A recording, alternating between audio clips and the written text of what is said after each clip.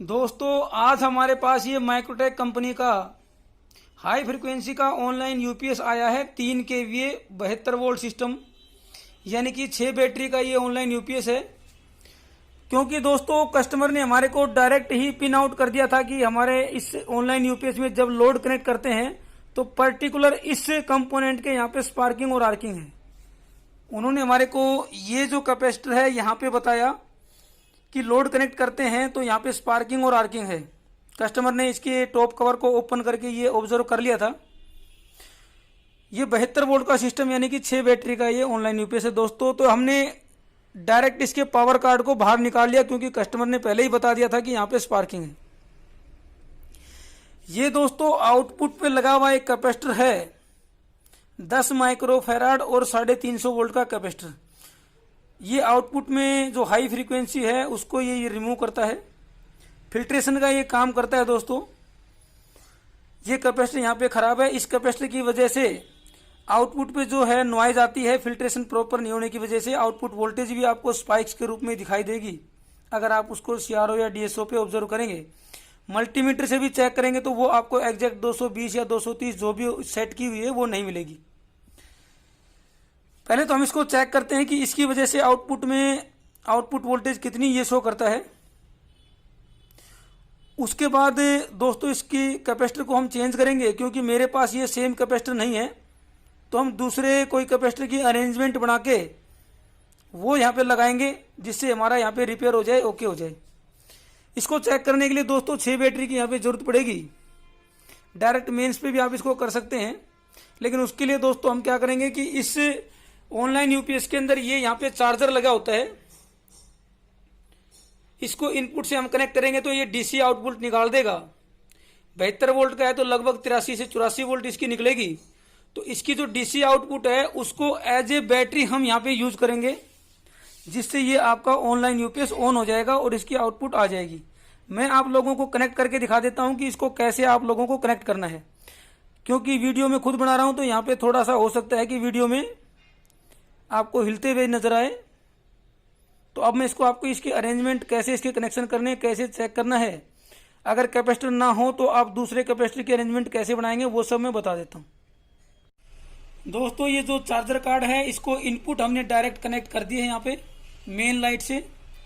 और दोस्तों ये इसकी पॉजिटिव और नेगेटिव डीसी आउटपुट है, रेड और ब्लैक वायर। पहले मैं आप लोगों को इसकी डीसी वोल्टेज यहाँ पे चेक करवा देता हूँ, आउटपुट डीसी कितनी है। मेन मैंने अभी ऑन कर दी है क्योंकि इस पे लोड नहीं है, तो एक बार ये ओवरशूट करके यहाँ पे स्टेबल होगी, थोड़ा टाइम लेगा। लेकिन लगभग 83 से 84 वोल्ट इसकी जो है 82-83 वोल्ट इसकी जो है डीसी आउटपुट है। इस डीसी आउटपुट को हम यूज करेंगे। ये जो डीसी आउटपुट है दोस्तों इसको हम यहाँ पे आपका जो पावर कार्ड है, ये देखिए यहाँ पे जो पावर कार्ड है यहाँ पे कनेक्ट कर देंगे, जिससे इसको डीसी सप्लाई मिलेगी। फिर इसको ऑन करके हम यहाँ पे चेक करेंगे आउटपुट वोल्टेज। दोस्तों इसकी जो चार्जर से डीसी सप्लाई आई थी उसको हमने यहाँ पे कनेक्ट कर दिया है, पॉजिटिव नेगेटिव को चेक कर इसकी पोलैरिटी को समझकर देख के। अब इसको ऑन करने है दोस्तों, तो ऑन करने के लिए यहाँ पे आपका जो फ्रंट पैनल है वहां से एफआरसी फ्लैट रिबन केबल आती है। यहाँ पे इस कनेक्टर पे एफआरसी केबल जो है यहाँ पे आती है फ्लैट रिबन केबल। तो इस एफआरसी कनेक्टर के ऊपर के 2 पॉइंट हैं, 2 पिने हैं ऊपर की लेफ्ट राइट, उनको एक दूसरे से शॉर्ट करना है, वो स्विच के पॉइंट हैं। और जब एक बीप ये कर दे तो इसको आप हटा सकते हैं। तो ये आपका यूपीएस यहाँ पे ऑन हो गया है। अब यहाँ पे आवाज महसूस करें, ये आवाज सिर्फ इस कैपेसिटर के पास से ही आ रही है। ये कैपेसिटर जो है आउटपुट वोल्टेज में चेक करके दिखाता हूँ। एसी पे क्या हुआ मैंने, ये आपका लाइन है और ये आपका न्यूट्रल है। ये प्रोटेक्शन पे भी चला गया है दोस्तों, और आउटपुट भी यहाँ पे ये शो नहीं कर रहा था। तो अब क्या करेंगे हम सबसे पहले कि इस कैपेसिटर को एक बार निकाल के विदाउट कैपेसिटर देखते हैं, फिर कैपेसिटर लगाने के उसके बाद भी इसको चेक करने की कोशिश करेंगे। दोस्तों ये जो आउटपुट कैपेसिटर है वो हमने इस लोकेशन से यहाँ से निकाल दिया है। ये आपका है 10.0 माइक्रोफैराड 350 वोल्ट में। क्योंकि ये फटा हुआ था, यहाँ से आर्किंग स्पार्किंग भी हो रही थी और नॉइज भी जो अनवांटेड सिग्नल था उसको भी ये फिल्टर आउट नहीं कर रहा था, इसलिए आपको नॉइज भी यहाँ पे सुनाई दे रही थी। हमने इसको निकाल दिया। एक एक्सपेरिमेंट के लिए हम विदाउट कैपेसिटर यहाँ पे चेक करने की कोशिश करेंगे। मल्टीमीटर को एसी पे कर लिया है।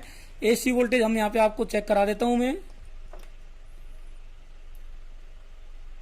250 वोल्ट के आसपास है ये इनपुट वोल्टेज आपकी आई हुई है। अब यहाँ पे लगा देता हूं चार्जर के इनपुट। अब यहाँ पे मैं इसको ऑन कर लेता हूं एक बार।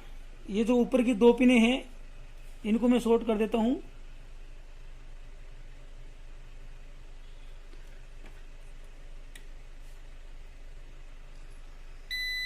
एक बीप के बाद इसको छोड़ देंगे, एसी पे रहने देंगे।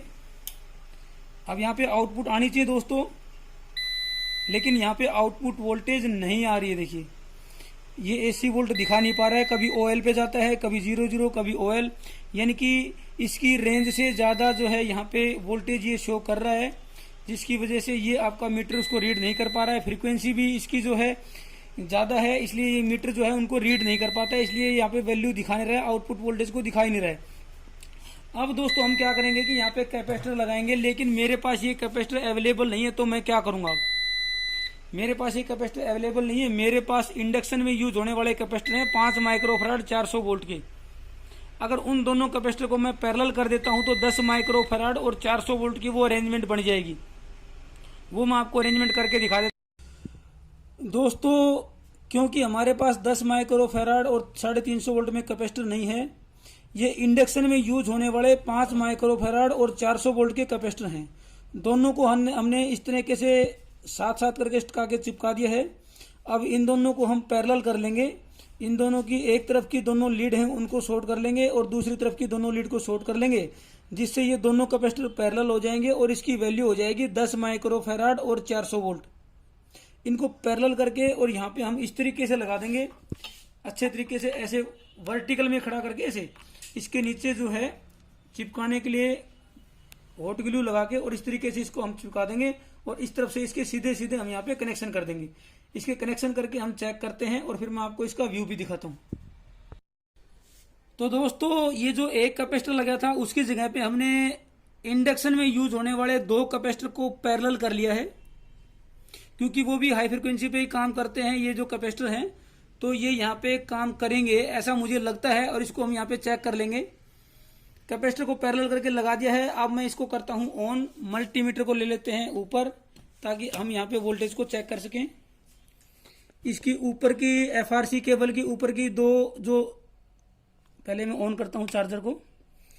एफआरसी केबल के ऊपर के जो 2 पॉइंट हैं उनको शॉर्ट करते हैं। एक बीप के बाद आप उसको हटा सकते हैं। रिले ऑन हो गई है। आउटपुट को चेक करते हैं। एसी वोल्ट पे है ये आपका लाइन है और ये आपका न्यूट्रल है।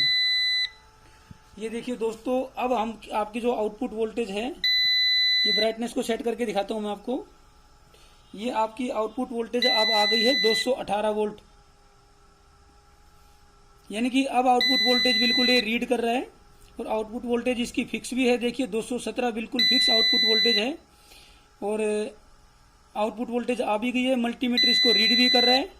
यहाँ पे मैं बल्ब को भी ग्लो करके आप लोगों को दिखा देता हूँ। ये आपका मैंने बल्ब होल्डर लिया एक,